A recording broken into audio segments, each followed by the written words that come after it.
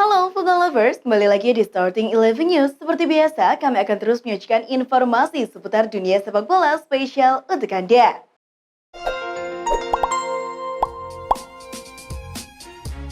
Ukraina, meskipun kini sedang dilanda krisis, tetap mengajukan diri untuk menjadi tuan rumah Piala Dunia 2030.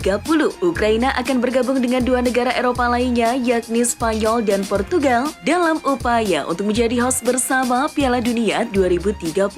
Rencana itu dikabarkan telah disetujui oleh Presiden Ukraina Volodymyr Zelensky, pemerintah Spanyol, dan juga Portugal. Penentuan tuan rumah Piala Dunia 2030 sendiri akan diumumkan FIFA pada Kongres di tahun 2024 nanti.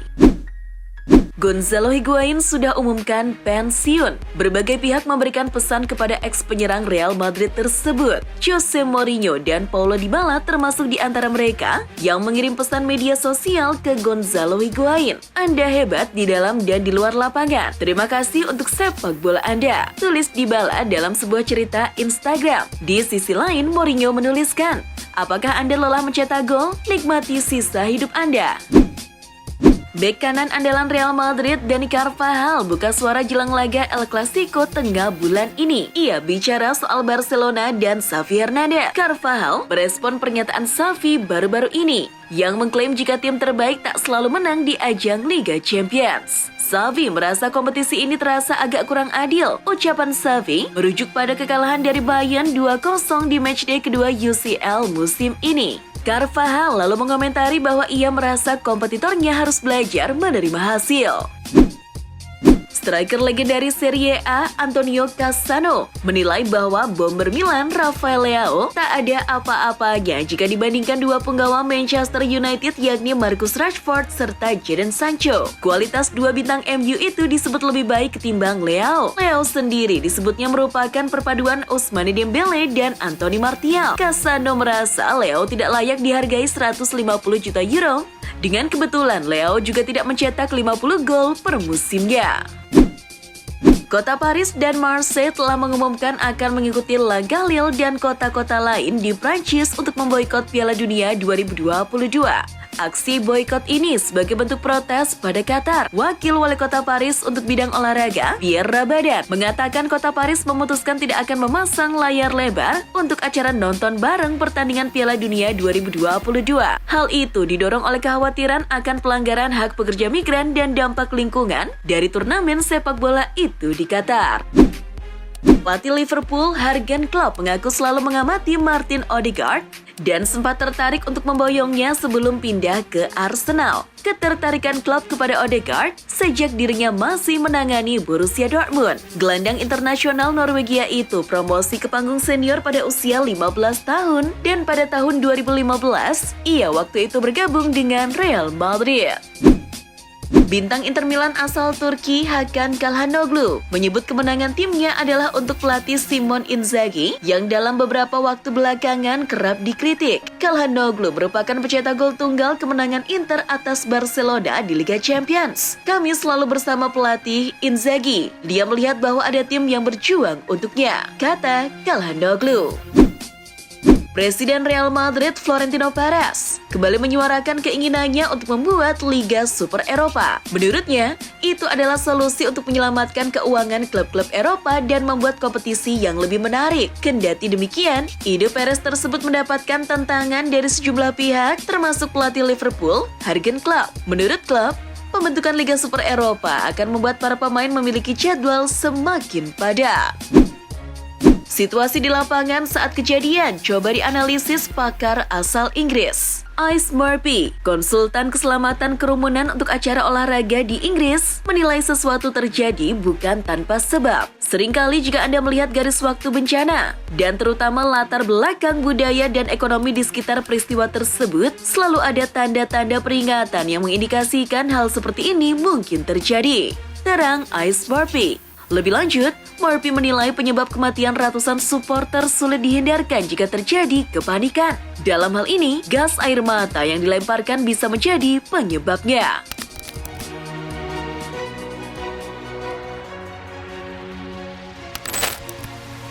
Chelsea bermain gemilang hingga bisa mengalahkan tim kuat AC Milan di fase grup E Liga Champions. Tak tanggung-tanggung, Chelsea yang bermain di Stamford Bridge menang dengan skor 3-0 melalui gol-gol dari Wesley Fofana di menit ke-24, Pierre-Emerick Aubameyang di menit ke-56, dan Reece James pada menit ke-61. Dari grup F, Real Madrid sukses menekuk Shakhtar Donetsk dengan skor tipis 2-1. Dua gol Madrid tercipta berkat anak-anak Brazil, yakni Rodrigo di menit ke-13 dan Vinicius Junior di menit ke-28. Sementara wakil Ukraina hanya mampu mencetak sebiji gol melalui Alexander Zubkov pada menit ke-39.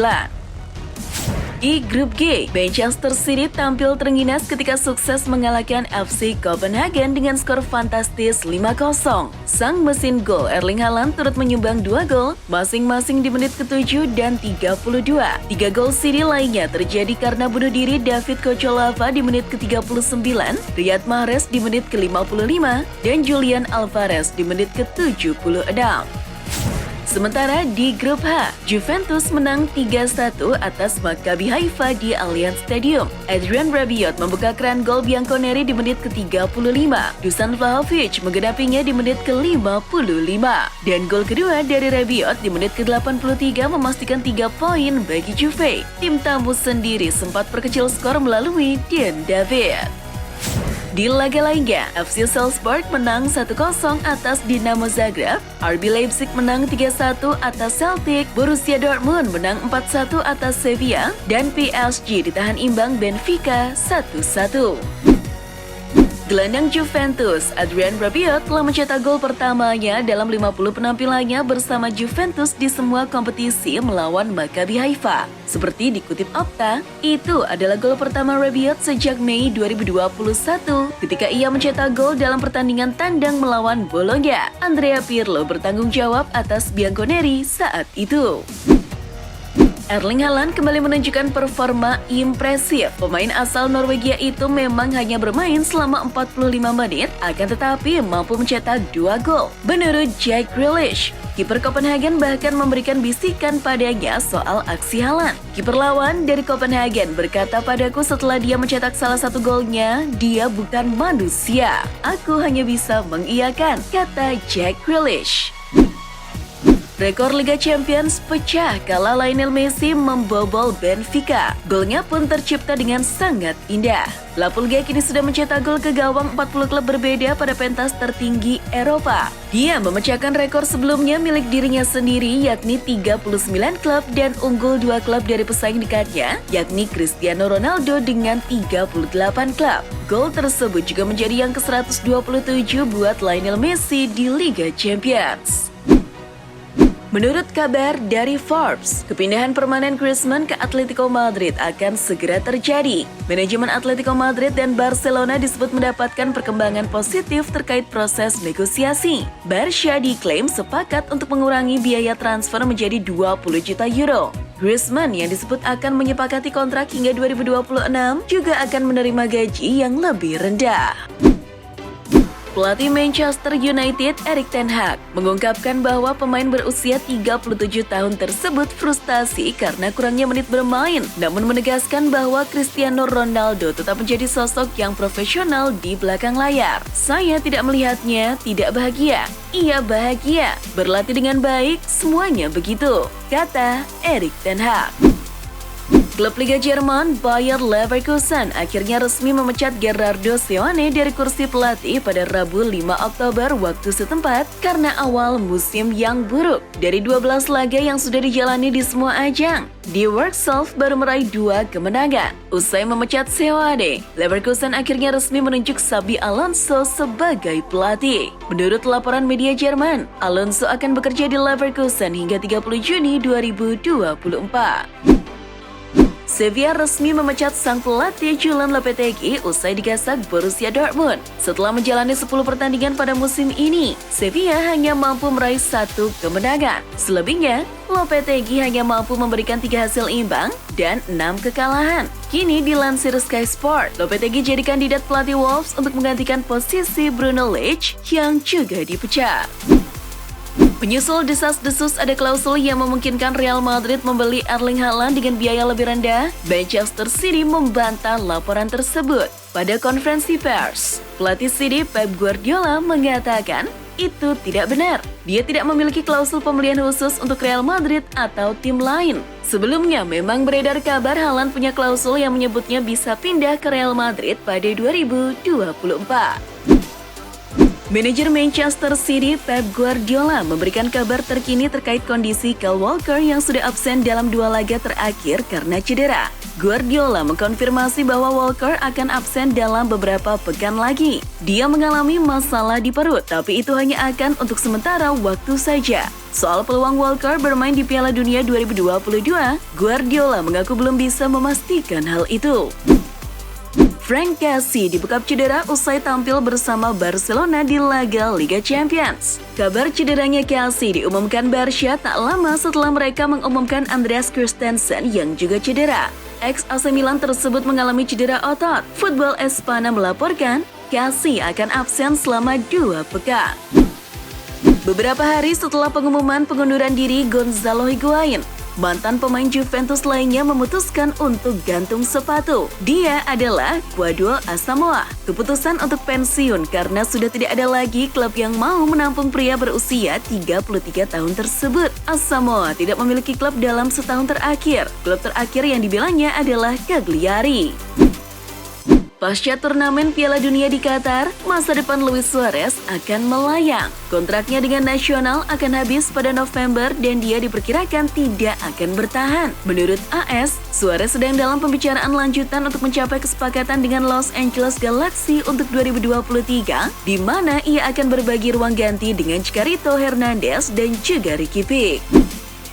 Presiden Republik Indonesia Joko Widodo sudah berkomunikasi dengan Presiden FIFA Gianni Infantino membahas terkait tragedi Kanjuruhan. Jokowi juga mengatakan dia membahas tentang sepak bola U20. Dia menyerahkan sepenuhnya kepada FIFA terkait keputusan apapun seusai tragedi Kanjuruhan. Senin malam saya sudah menelpon Presiden FIFA Gianni Infantino. Beliau menyampaikan kalau diperlukan, FIFA bisa membantu memperbaiki tata kelola sepak bola Indonesia. Beliau menyampaikan kesanggupannya, ujar Jokowi.